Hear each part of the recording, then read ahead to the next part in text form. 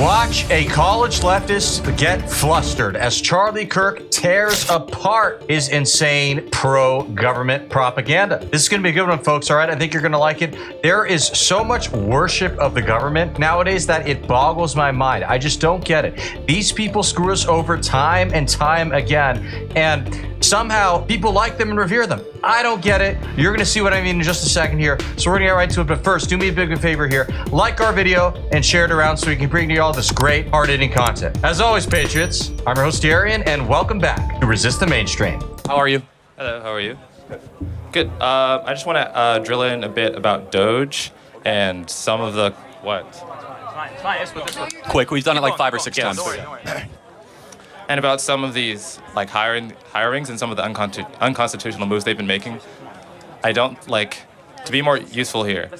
When your claim is that you're trying to like make the government more efficient, and then you arbitrarily fire a bunch of people. Like for example, for the nuclear people, a bunch of them were fired, and then they had to get them back. You're wasting time and effort by randomly just and arbitrarily picking how to handle these cases.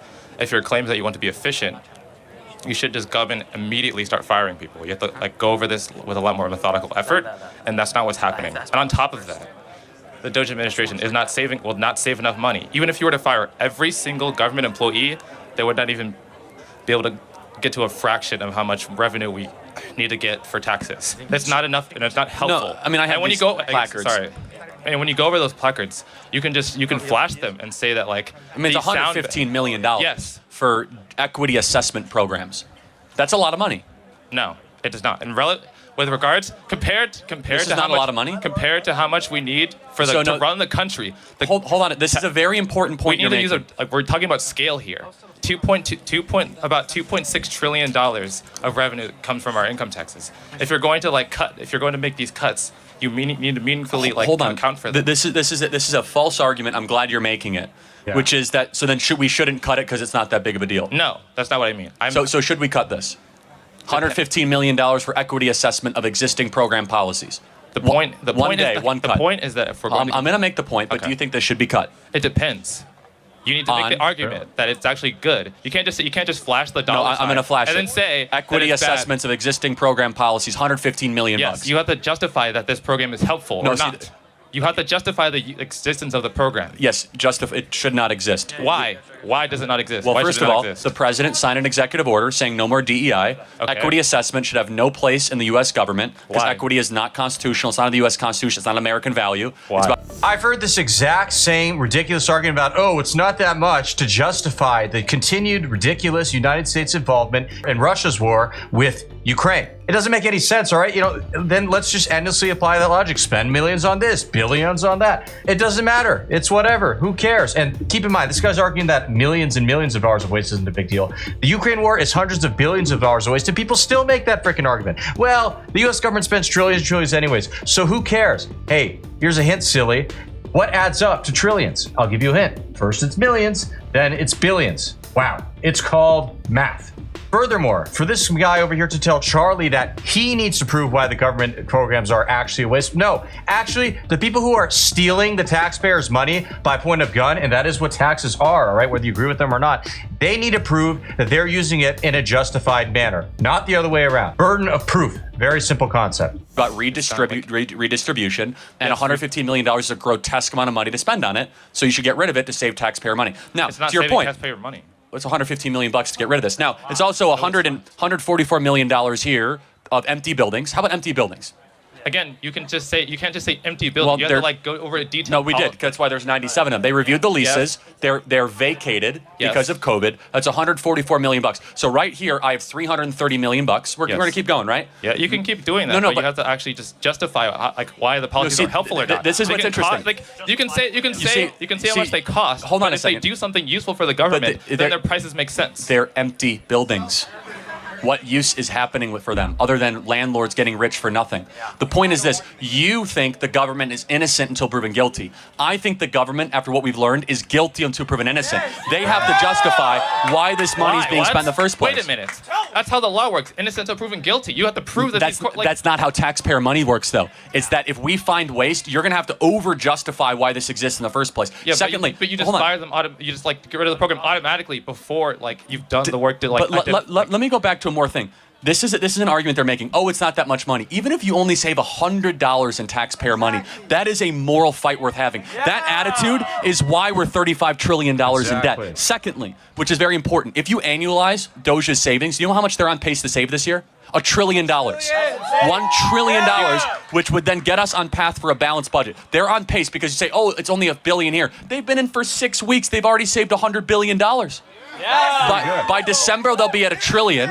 Our deficit is $1.6 trillion. We're going to lower our deficit in such an increasingly important way, and you're going to learn that you actually don't need these government agencies to run a country, that these people are unnecessary, it's bloated, these bureaucrats don't do anything all day long, and we need to right-size it because we're a nation in debt. We know we're $35 trillion in debt. Yes. In debt. Yes. And the only way we're going to get out of it is if we're honest, be like, how about no more empty buildings? No more $115 for equity assessment program. Biodiversity in Nepal, $19 million? Again, those can be important. You have to, those can be helpful.